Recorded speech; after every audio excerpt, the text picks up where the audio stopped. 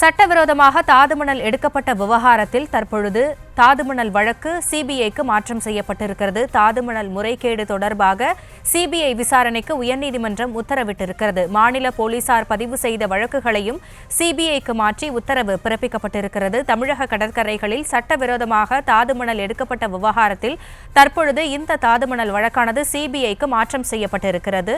அது குறித்தான அண்மை செய்தியை பார்த்து வருகிறோம். முழு விவரங்களோடு இணைகிறார் எமது செய்தியாளர் மதி அழகன். மதி, இது குறித்தான விவரங்களை வழங்கலாம். கடற்கரைகளில் சட்டவிரோதமாக தாதுமணல் எடுத்து வருவதால் அரசுக்கு பல கோடி ரூபாய் இழப்பு ஏற்படுவதாக சென்னை உயர்நீதிமன்றத்தில் பொதுநல மனு தாக்கல் செய்யப்பட்டுள்ளது. மேலும் இந்த விவகாரம் தொடர்பாக சென்னை உயர்நீதிமன்றமும் தாமாக முன்வந்து வழக்கை விசாரணைக்கு எடுத்திருந்தது. இந்த வழக்கில் விசாரணையின் பொழுது தமிழக அரசு தரப்பில் பதில் தாக்கல் செய்யப்பட்டது. அதில் தாதுமணல் எடுப்பதற்காக விவி மினரல்ஸ், டிரான்ஸ்வேர்ல்ட், கார்னெட் உட்பட 7 நிறுவனங்களுக்கு திருநெல்வேலி மாவட்டத்தில் 52 உரிமங்கள், தூத்துக்குடி மாவட்டத்தில் 6, கன்னியாகுமரியில் 6 என 64 உரிமங்கள் வழங்கப்பட்டதாகவும், சட்டவிரோதமாக தாதுமணல் எடுக்கப்படுவதாக வந்த புகார்களை தொடர்ந்து தாதுமணல் எடுப்பதற்கும் அதனை கொண்டு செல்வதற்கும் 2013ஆம் ஆண்டு தடை விதிக்கப்பட்டதாகவும் தெரிவிக்கப்பட்டிருக்கிறது.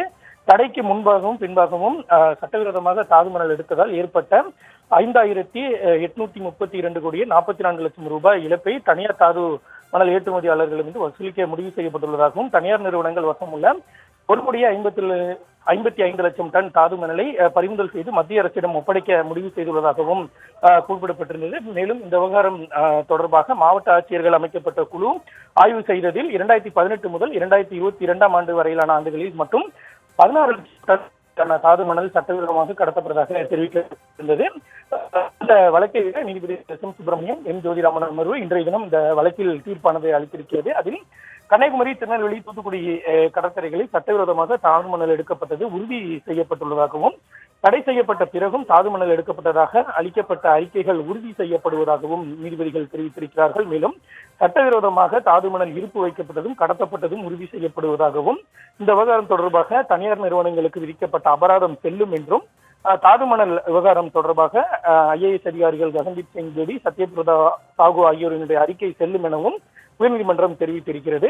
சட்டவிரோதமாக எடுக்கப்பட்டு பதுக்கி வைக்கப்பட்டுள்ள தாதுமணலை உடனடியாக மத்திய அரசிடம் ஒப்படைக்க தமிழக அரசிற்கு நீதிபதிகள் அனுமதி வழங்கி இருக்கிறார்கள். மேலும் தடை செய்யப்பட்ட பிறகு எடுக்கப்பட்ட தாதுமணலுக்கு குறித்து விசாரிக்க வேண்டும் எனவும் நீதிமன்றம் உத்தரவிட்டு இருக்கிறது. மேலும் இந்த விவகாரம் தொடர்பாக, அதாவது தாதுமணல் விவகாரம் தொடர்பான வழக்கினுடைய விசாரணையை சிபிஐக்கு மாற்றி உயர்நீதிமன்றம் உத்தரவிட்டு இருக்கிறது.